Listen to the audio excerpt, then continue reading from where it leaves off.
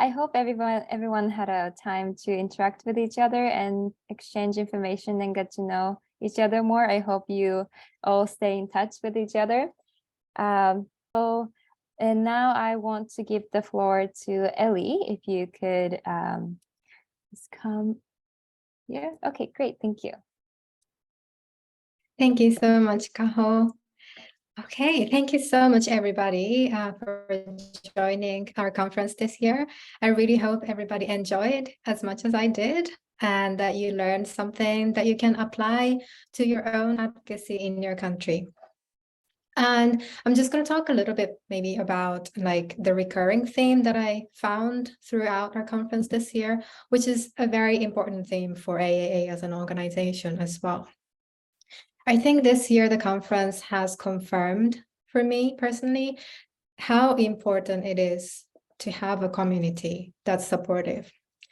And at the AAA, we think that community building is so important. We need to acknowledge that we cannot achieve animal liberation alone. And I'm going to repeat it. It's so important to acknowledge that we can't do this alone, despite our differences. And reflecting back on Fitria's workshop from day one, she talked about defining the issue.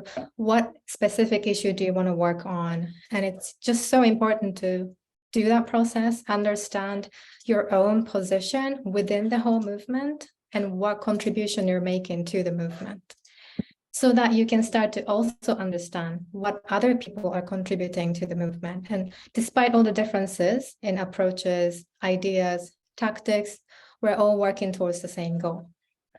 And movements need to look united from the outside for us to achieve.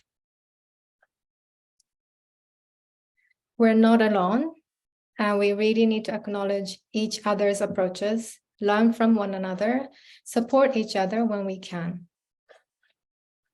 And it's not just about different approaches, but I think it's important to also address the fact that we need to start appreciating different leadership styles as well. So just reflecting back on Mehlab's workshop from today, a lot of us, including myself, when we think about leadership or leader figures, we often think about a specific type of leader. But we don't need to fit into that same one model that everybody thinks about. I think it's time we start appreciating, cultivating, nourishing different types of leadership styles. Because we all have different traits, different strengths that we can all contribute to our movement. And throughout my forum research in Japan and from some other countries as well, I heard from many people saying that they feel like they need like a celeb, like a vegan celeb icon in their country. And as much as that sounds nice, we have each other, you know, we don't need one celeb icon to represent all the vegans. We have each other. You represent vegan movement. And when we just rely so heavily on one individual, a pop singer or whatever that person may be, the repercussion of them saying something wrong or them actually becoming non-vegan one day and say, oh, actually, I like fish from today. The repercussion of that would be so negative. We cannot rely on one superstar. We have each other. And in fact, people like us, people like you are leaders of our movement because we live and work in the society. We understand the societal values and we can advocate for animals using the language that people speak. And when we talk about community building, I am increasingly realizing myself how important it is to build an Asian advocates community that's unique to us. And that's why AAA started. It is time, I think, that we can stop seeking validation from people, from the groups of more privilege, or from cultures that are very different to ours. We don't need their validation constantly to feel valid with our approaches. You know your context best. And this is exactly, again, why we need each other. We need to be there for each other, for discussion, for support, to talk to each other when we need each other. And again, reflecting back on Mehalab's workshop, as we navigate ourselves under systemic oppressions like patriarchy, white supremacy, we really need to be conscious of that and try our best to break out of it, so that we're not repeating the same systemic oppression within our movement. We need to empower ourselves so we don't continue to seek validation from people outside. And so we're not further marginalizing the voices of those who come from marginalized or minoritized communities in our movement. We need to achieve collective liberation. And sometimes we need to know when to step back, give space for others, give credit to each other, and not take credit, because we don't want to feel taken for granted.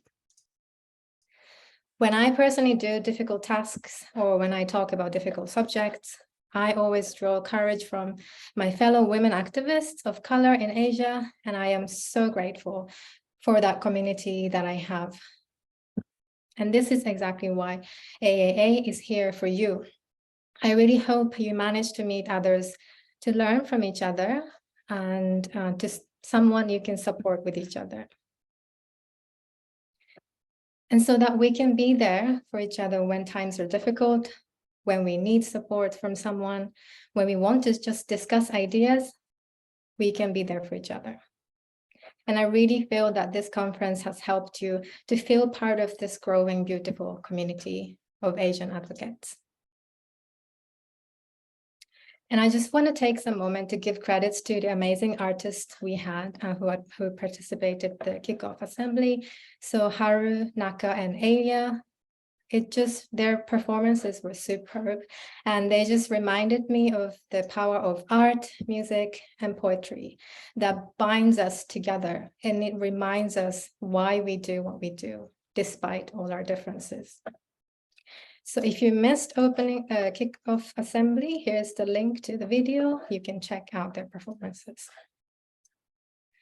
And talking about giving credit, I really want to take a moment here to give credit to Kaho, our project coordinator, who has done a tremendous amount of work in the last few months to lead the team to organize this amazing, amazing conference. Thank you, Kaho. You're making me emotional too. Thank you, Kaho. You are an amazing leader as well, and I'm so proud of you. And thank you, Mimi, our comms lead, who has been designing beautiful posts and being the face of AAA when it comes to communicating externally. Thank you so much, Mimi. And Wendy, for being behind the tech desk and to operate Zoom and tech features so smoothly. Without you, we wouldn't be here. Thank you so much. And the rest of the AAA team who has done help desk, who has facilitated workshops, you were absolutely amazing. I am so proud of our team. Thank you so much. And of course, to all the speakers and musicians for your contribution. Thank you, Ella.